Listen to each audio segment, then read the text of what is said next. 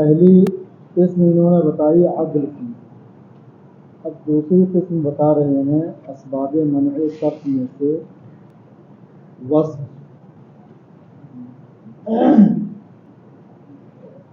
وصف کہتے کس کو ہیں؟ وصف کا معنی صفت کے ہوتے ہیں، ٹھیک ہے؟ وصف کا لغوی معنی صفت ہوتا ہے، اور اصطلاحی معنی وصف کا یہ ہے کہ ایسا کلمہ جو کسی مبہم ذات پر دلالت کرنے کے لیے وضع کیا گیا ہو اور اس میں کسی معنی وصفی کا لحاظ رکھا گیا ہو، ذات مبہم پر دلالت کرنے کے لیے۔ جیسے اسودو، ہر کالی چیز کوئی ایک متعین چیز نہیں ہے، ٹھیک ہے؟ کوئی بھی چیز اس سے مراد ہو سکتی ہے جس کے اندر یہ وصفیت یعنی سیاہ پن پایا جاتا ہو، تو وصف کہتے ہیں ایسے اسم کو کہ جسے وضع کیا گیا ہے کسی غیر معین، کسی مبہم ذات پر دلالت کرنے کے لیے اس طور پر کہ اس کے معنی وصفی کا لحاظ رکھا گیا ہے، ٹھیک ہے؟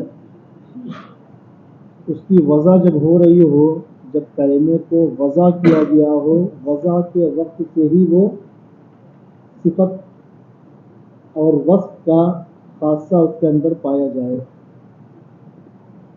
ٹھیک ہے؟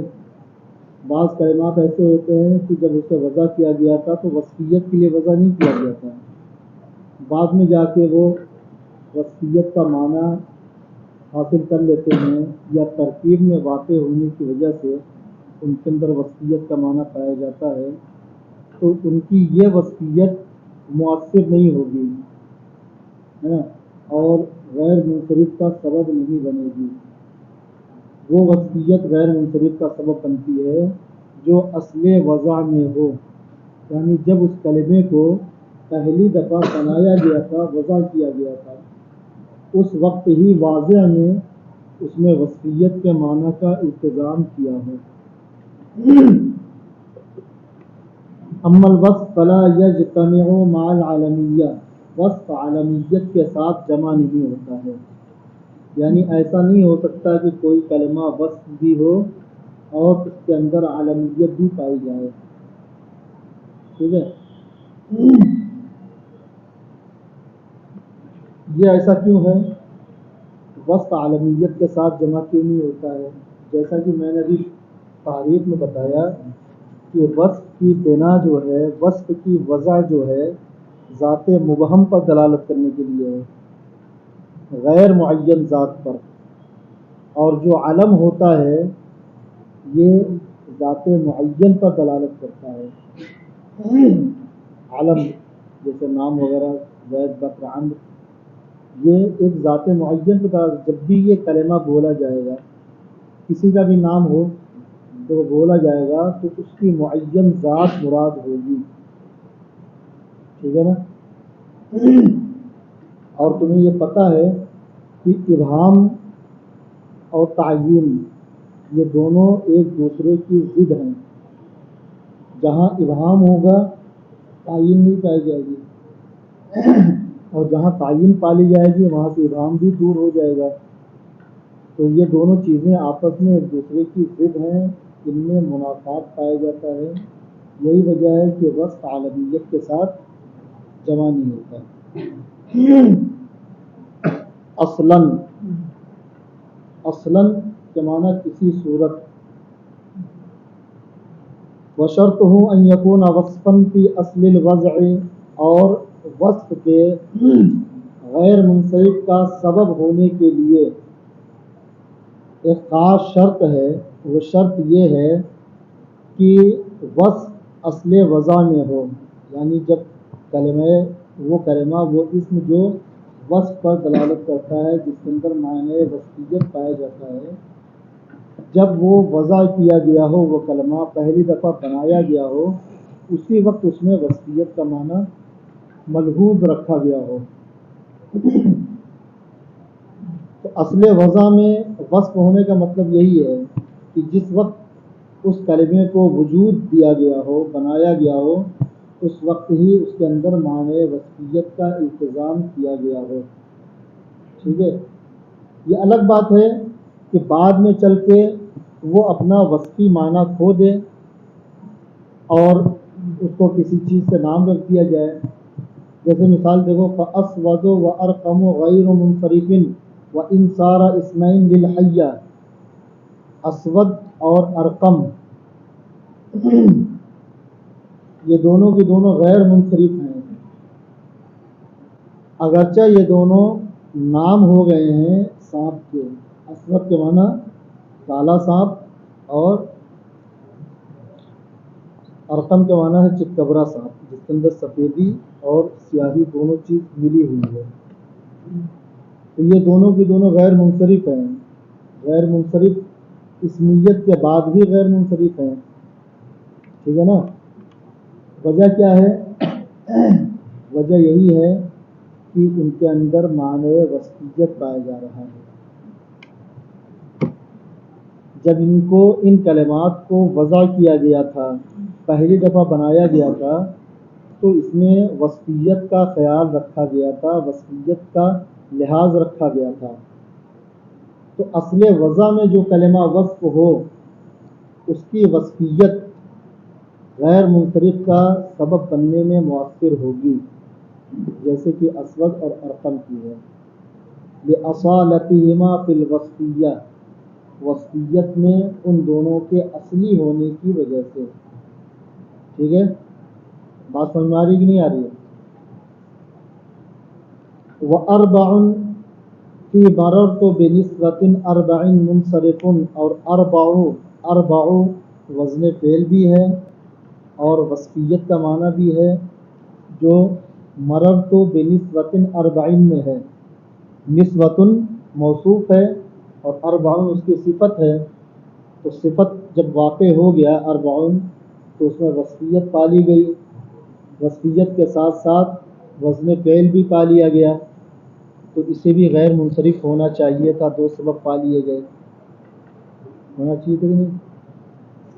کے باوجود صاحب کتاب کہہ رہے ہیں کہ اربع منصرف مع انہ صفت و وزن الفعل، اس کے باوجود کہ وہ صفت بھی ہے اور وزن فعل بھی ہے، دو سبب پا لیے گئے ہیں، تو غیر منصرف اسے ہونا چاہیے تھا، لیکن یہ منصرف ہے.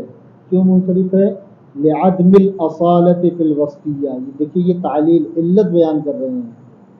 اس لیے کہ اربعن کو جب وضع کیا گیا تھا، پہلی دفعہ بنایا گیا تھا، تو وصفی معنی کے لیے نہیں بنایا گیا تھا، بلکہ اعداد کے مراتب میں سے ایک عدد کو بیان کرنے کے لیے بنایا گیا تھا، جو 5 سے نیچے اور 3 کے اوپر ہے. اربعون کی وضع کس لیے ہوئی تھی؟ ایک خاص عدد، ایک معین عدد بیان کرنے کے لیے ہوئی تھی. وصفیت کا اس میں کچھ بھی التزام نہیں کیا گیا تھا اول وضع میں جب اسے بنایا گیا تھا. تو جب وضعی طور پر اس میں وصفیت نہیں ہے، بعد میں ترکیب میں واقع ہونے کی وجہ سے اس کے اندر وصفیت آئی، تو اس کی جو یہ وصفیت ہے یہ وصفیت حقیقی یا دائمی نہیں ہے، یہ وصفیت عارضی ہے. جیسے ہی آپ اس ترکیب سے اسے باہر کرو گے کیا ہو جائے گا؟ اس کی وصفیت ختم ہو جائے گی. ٹھیک ہے. تو وصفیت عارض ہونے کی بنیاد پر یہاں پر اس کی وصفیت کا خیال نہیں کیا گیا ہے اور اسے منصرف ہی پڑھا جائے گا. صرف ایک سبب وزن فعل اس میں پایا جا رہا ہے. ٹھیک ہے. ترجمہ سمجھ میں آ گیا ہے؟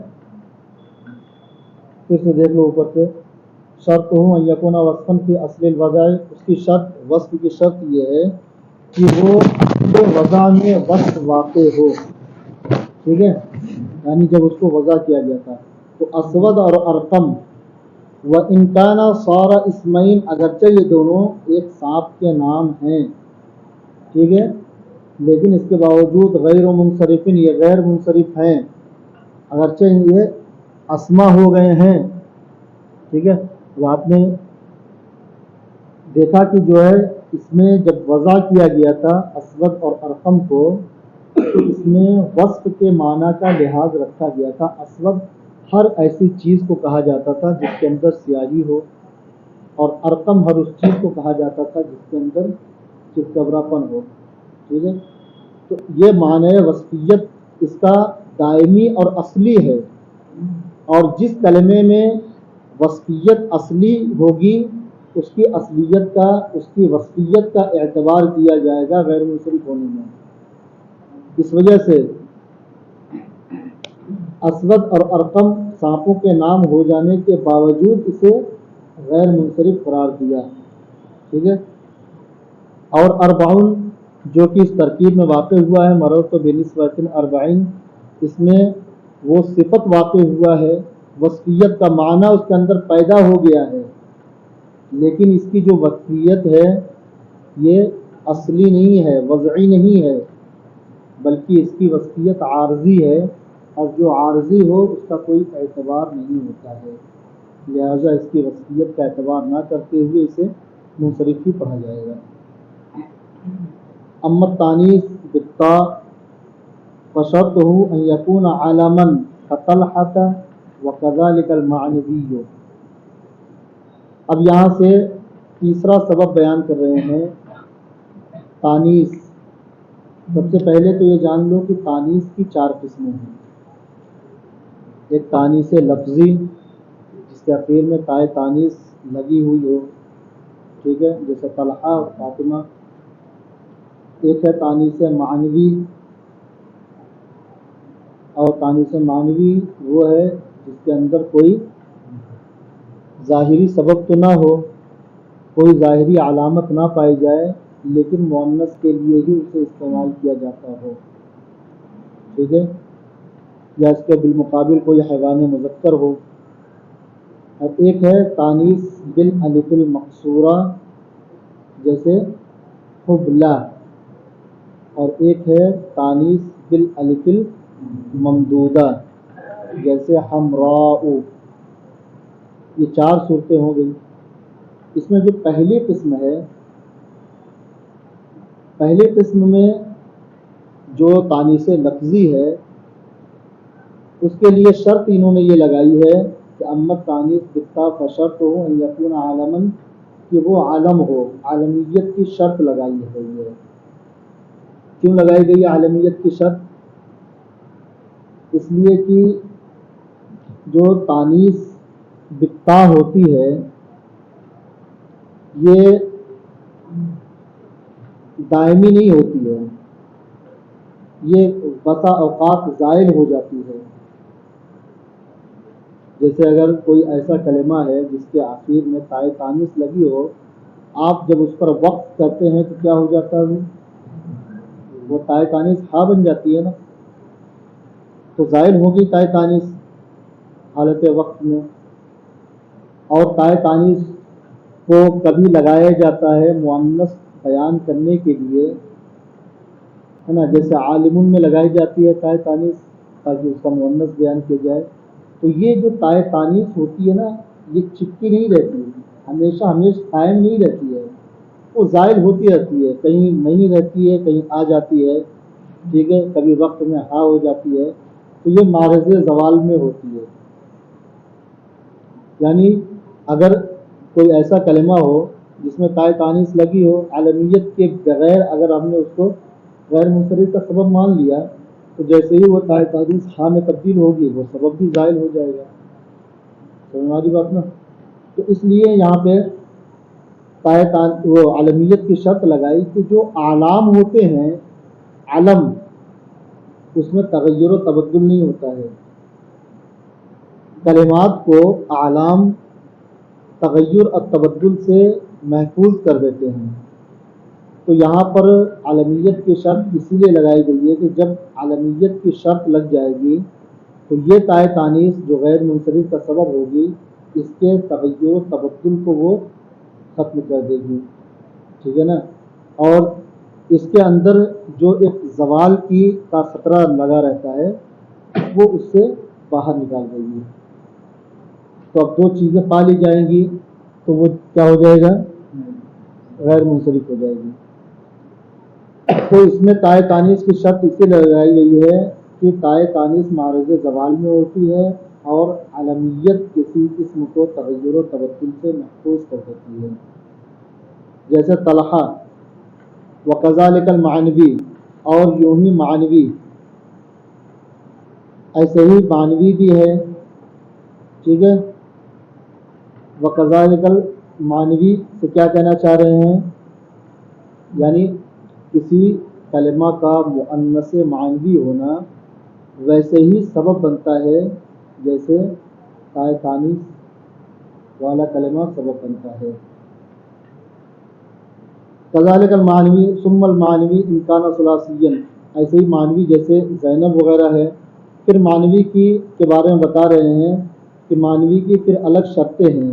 ان کان ثلاثیا ساکن الاوسط غیر عاجمی یجوز صرفہ و ترکہ، اگر کوئی ایسا کلمہ جو تانیث معنوی ہے وہ 3 کلمات پر 3 حروف پر مشتمل ہے، ساکن الاوسط ہے اور غیر عاجمی ہے یعنی عربی ہے، اب ایسی صورت میں کہنا یجوز صرفہ و ترکہ، اس کو منصرف پڑھنا بھی جائز ہے اور غیر منصرف پڑھنا بھی جائز ہے. غیر منصرف اور منصرف دونوں پڑھنا جائز کیوں ہے؟ اس کی علت آگے بتا رہے ہیں کہ لأجل الخفۃ ووجود السببین، اس کا منصرف پڑھنا تو اس لیے ہے کہ اس کے اندر خفت پالی گئی ہے، تخفیف ہو گئی ہے، اور اس کا غیر منصرف پڑھنا اس لیے ہے کہ اس میں 2 سبب پائے جا رہے ہیں جیسے لفظ ہند ہے. اب دیکھو جو کلمہ 3 حرفی نہیں ہے، مؤنث معنوی ہے لیکن 3 حرف سے زائد ہے، ٹھیک ہے، تو اس کا ہمیشہ غیر منصرف پڑھنا واجب ہے. ایسا نہیں کہ اس میں جو ہے منصرف غیر منصرف دونوں پڑھ سکتے ہیں. 3 حرف سے زائد ہے جیسے زینب ہے، یہ 4 حرف پر مشتمل ہے، اس کو ہر حال میں غیر منصرف ہی پڑھا جائے گا. لیکن کبھی ایسا ہوتا ہے، اچھا غیر منصرف ثقالت کی بنیاد پر ہوتا ہے نا، کوئی کلمہ غیر منصرف ہوتا ہے تو اس کے اندر ثقالت ہوتی ہے، اس وجہ سے اس پر کسرہ و تنوین نہیں آتی. اب یہاں پہ اگر کوئی ایسا کلمہ ہے جو 3 حرفی ہو، ساکن الاوسط ہو اور عربی کلمہ ہو تو اس کے اندر خفت پائی جاتی ہے، خفیف ہوتا ہے. عربوں کے نزدیک عربوں نے جو معیار بنایا ہے وہ زینب یہ ثقیل ہے لیکن 3 حرفی ہے، ایک تو 3 حرفی ہے، حروف کم ہے زینب کے بالمقابل، دوسری بات ہے بیچ والا ساکن ہونے کی وجہ سے بھی تخفیف ہوئی ہے، اور عربی زبان ہے تو عرب والوں کے لیے عربی کلمات زیادہ آسان ہوتے ہیں. تو یہ تینوں جب صفتیں پا لی جائیں گی، تینوں شرطیں پا لی جائیں گی تو وہ کلمہ خفیف ہو جائے گا. لأجل الخفۃ وہی آگے بتا رہے ہیں، تو اسی خفت کے بنیاد پر آپ چاہیں تو اسے منصرف پڑھ لیں، ہندن ہندن ہندن، ٹھیک ہے، اور چاہو تو اسے غیر منصرف پڑھو 2 سبب کی وجہ سے. 2 سبب کیا ہے؟ ایک تو تانیث ہے اور دوسرا علمیت ہے. جیسے ہم ولا یجب منعہ، اور اس کو غیر منصرف پڑھنا، منعہ سے اے منع الصرف، اس کو غیر منصرف پڑھنا واجب نہیں ہے. زینب، جیسے کہ زینب کو غیر منصرف پڑھنا واجب ہے، ضروری ہے. ایسے ہی سقرہ کو بھی غیر منصرف پڑھنا ضروری ہے، اس لیے کہ اس میں ایک شرط نہیں پائی جا رہی ہے، 3 حرفی ہے، 3 حرفی ہے نا سقرہ، اور عربی کلمہ بھی ہے لیکن ساکن الاوسط نہیں ہے، تو ساکن الاوسط نہ ہونے کی وجہ سے اس میں ثقل آ گیا، اور ثقل ہونے کی وجہ سے اسے غیر منصرف کر دیا گیا. ایسے ہی ماہ و جورا، یہ 2 شہروں کے نام ہیں. یہ دونوں کلمہ آپ دیکھیے اس میں کیا پایا جا رہا ہے؟ 3 حرفی ہیں، ساکن الاوسط بھی ہیں، لیکن اس کے ساتھ یہ عربی نہیں ہے، عجمی ہیں. ٹھیک ہے. اب یہ خفت جو عربی ہونے کی وجہ سے جو خفت ہو رہی تھی وہ خفت اس سے مفقود ہو گئی ہے، لہٰذا اس کو کیا پڑھیں گے؟ غیر منصرف پڑھا جائے گا. والتانیث بالالف المقصورۃ کحبلى والممدودہ کحمراء ممتنع صرفهما البتۃ، اور تانیث الف مقصورہ والی یا الف ممدودہ والی جیسے حبلہ اور حمراء کہہ رہے ہیں کہ اس کا غیر منصرف پڑھنا واجب ہے۔ کیوں واجب ہے؟ لأن الالف قائم مقام السببین، اس لیے کہ جو الف ہوتا ہے الف تانیث چاہے حبلہ میں ہو چاہے حمراء میں ہو، الف ممدودہ ہو چاہے مقصورہ ہو، یہ ایسا الف ہے، یہ ایسا الف تانیث ہے کہ جب کسی کلمے کے ساتھ آتا ہے تو اس کے ساتھ دائمی صورت اختیار کر لیتا ہے، اب اس سے جدا نہیں ہوتا، ٹھیک ہے؟ تو یہ دو سبب کے قائم مقام ہو جاتا ہے۔ دو سبب کے قائم مقام کیسے ہوتا ہے؟ ایک تو وہ تانیث کے لیے آتا ہے، ٹھیک ہے، ایک تو تانیث کے لیے ہوتا ہے، دوسرا یہ ہے کہ وہ ہمیش لازم رہتا ہے اسم کے ساتھ، اس سے جدا نہیں ہوتا، سمجھ ہماری بات نا؟ تو جب اس کے ساتھ جڑ جاتا ہے اور جدا نہیں ہوتا تو گویا کہ یہ لزوم تانیث اس کو کہتے ہیں، یہ دوسری تانیث کی منزل میں ہو جاتا ہے۔ ایک تو تانیث کے نفس ہی اس کے اندر تانیث کی صفت پائی جاتی ہے کہ وہ الف کسی کی تانیث بتانے کے لیے آتا ہے، دوسری یہ کہ وہ لزومی ہوتا ہے، جب کسی اسم کے ساتھ آ جاتا ہے تو وہ اس سے چپک جاتا ہے، جدا نہیں ہوتا، لازمی ہو جاتا ہے، تو اس کا جو یہ لزوم ہے نا، اسی لزوم کو دوسری تانیث کی منزل میں رکھا جاتا ہے۔ گویا کہ دو تانیث اس میں پائی گئی، ایک تو کلمہ الف اور الف مقصورہ و ممدودہ جو تانیث پر دلالت کرنے والے ہیں، اور ایک وہ آئے تو اس کے ساتھ لازم ہو گئے، گویا کہ اس میں دو تانیث پائی گئی، اسی کو تانیث اور لزوم تانیث کہتے ہیں، اور یہ دو سبب کے قائم مقام ہو جاتا ہے اور یہ ہمیشہ غیر منصرف پڑ جاتا ہے۔ لأن الالف قائم مقام السببین، اس لیے کہ الف دو سبب کے قائم مقام ہوتا ہے، ایک تانیث کے قائم مقام ہوتا ہے اور دوسرے لزوم تانیث کے قائم مقام ہوتا ہے۔